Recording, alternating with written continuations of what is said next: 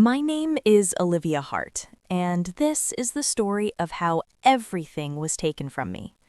I used to believe that if you worked hard, stayed kind, and trusted the right people, life would reward you. I was wrong. 3 years ago, I had a house in a quiet suburb outside Columbus, Ohio. White siding, blue shutters, a porch swing that creaked softly at night. I had a husband named Daniel, a best friend named Marissa, a marketing job downtown in a glass office building that reflected the skyline like a promise. By the end of that year, I had nothing. No house, no job, no husband, no reputation. Just a name people whispered like it meant something ugly. It started small. That's how betrayal always begins. Quiet, polite, almost invisible. Daniel had been distant for months. Late nights at the office, client dinners, extra weekend projects. I blamed stress. We were trying for a baby, and the fertility treatments were draining us, financially and emotionally. Marissa was the one who held my hand through it. She brought wine on nights I cried in the kitchen. She told me Daniel was just overwhelmed. She told me not to overthink. I trusted her. I trusted both of them. The first crack appeared on a Tuesday afternoon. I was called into the conference room at work. The long oak table felt colder than usual. My boss, Mr. Grant, sat stiffly with HR beside him. There was a printed folder in front of them. They wouldn't meet my eyes.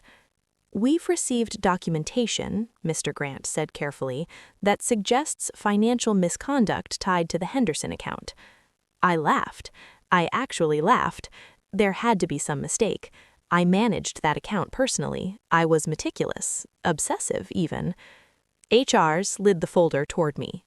There were wire transfers, forged signatures, email threads with my name attached, approving payments to a shell vendor. The total amount missing was just over $240,000. My hands went numb. "I didn't do this," I whispered.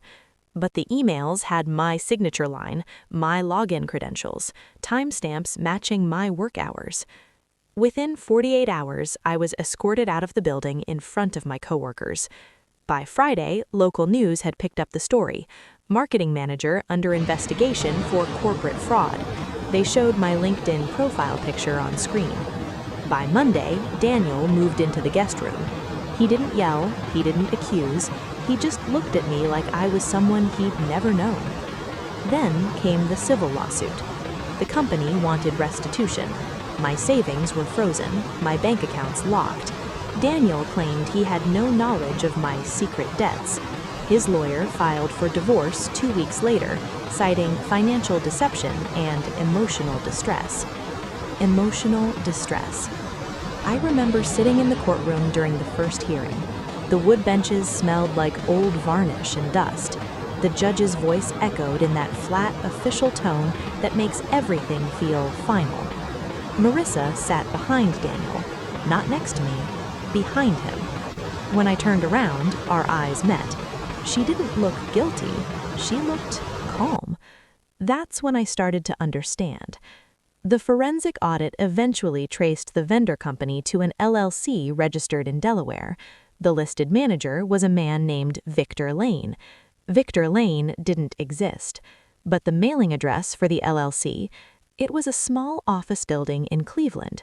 Marissa worked remotely from Cleveland 3 days a week. I felt something inside me break that night. Not loudly, not dramatically, just a quiet snapping sound in my chest. I hired a private investigator with the last $6,000 left in my separate savings account, money Daniel didn't know about. His name was Tom Reyes, former police detective. Quiet, methodical. He didn't promise miracles, he just listened. Within a month, he brought me proof. Daniel and Marissa had been having an affair for over a year. The shell company was registered using Daniel's old college ID and Marissa's cousin's address. The stolen funds were transferred through layered accounts, then into a joint investment portfolio opened 6 months ago. 6 months ago. The same month Daniel told me we needed to tighten our budget because money was tight. I stared at the bank statements for hours. They didn't just steal my money, they built their future with it. Their trips to Napa, the down payment on a new townhouse in Chicago, the engagement ring Daniel bought to Marissa 3 weeks after filing for divorce. Yes, engagement ring. I found that out through Instagram. They weren't hiding anymore. My reputation was destroyed anyway. Why pretend?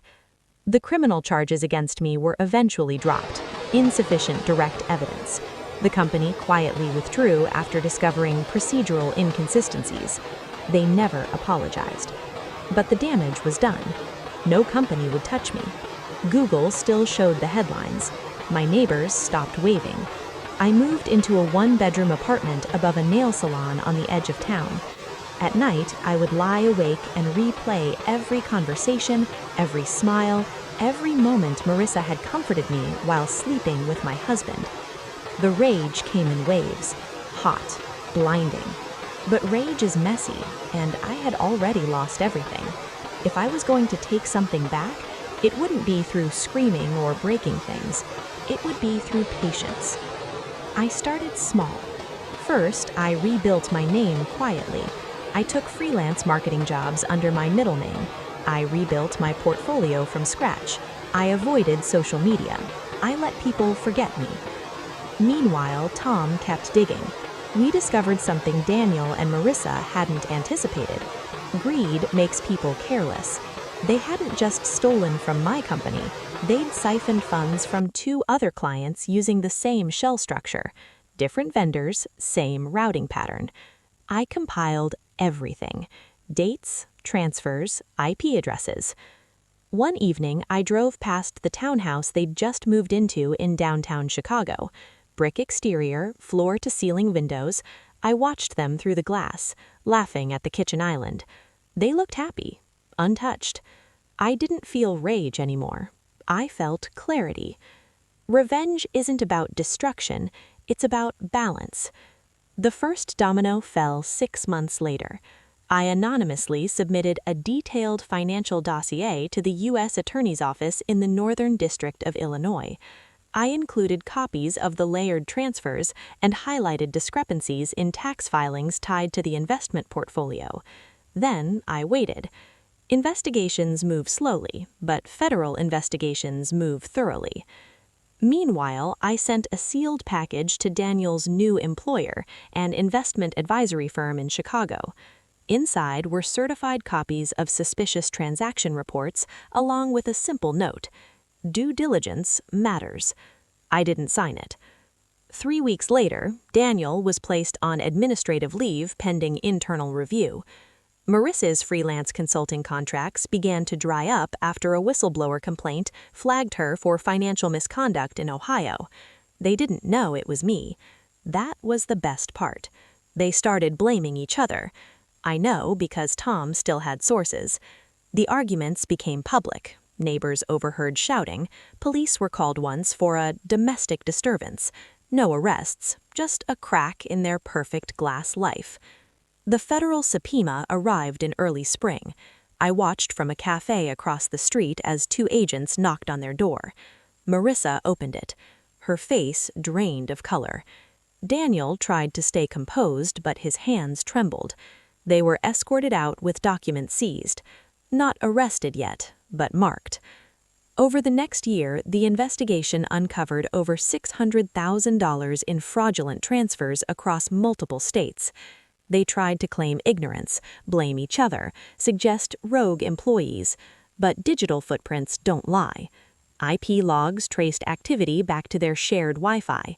Text messages recovered from deleted backups referenced moving money before Liv notices. Liv. That was me. During the trial, I sat in the back of the courtroom. No one recognized me. I had cut my hair, changed my style, regained weight I'd lost during the divorce. The prosecutor laid everything out in calm, methodical detail. Daniel avoided looking around the room. Marissa looked for sympathy. She didn't find any. When the guilty verdict came down, wire fraud, conspiracy, tax evasion, I felt something unexpected. Not joy, not triumph, relief. Sentencing took place 3 months later. Daniel received 6 years in federal prison. Marissa received 5. Restitution orders froze their assets. The townhouse was seized. The engagement ring was auctioned. As I walked out of the courthouse, reporters crowded the steps. One of them recognized me from the old news clip. "Miss Hart, do you have a statement?" I paused. For a second, I considered telling them everything. But revenge isn't loud. It doesn't need applause. "I hope justice brings closure to everyone involved," I said calmly. Then I walked down the steps into the sunlight. 2 years have passed since sentencing. I have a new job now. Remote marketing director for a tech startup in Denver. No one here knows my past. Or maybe they do and they just don't care. I bought a small house with a fenced backyard. Not as big as the old one, but it's mine.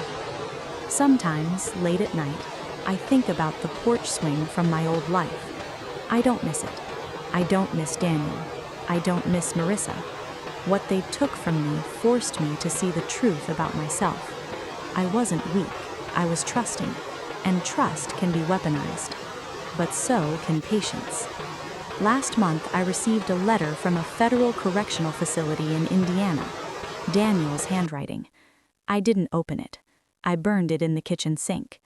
Because my story doesn't belong to him anymore. They ruined my life. They erased my name. They tried to bury me in shame and lies. But here's what they never understood. You can take a woman's house. You can take her marriage. You can even take her reputation. But if you leave her mind intact, she can take everything back. And I did. Slowly, quietly, completely. My name is Olivia Hart, and if you ever hear it whispered again, it won't be as a warning about me. It will be as a lesson about what happens when you mistake silence for weakness.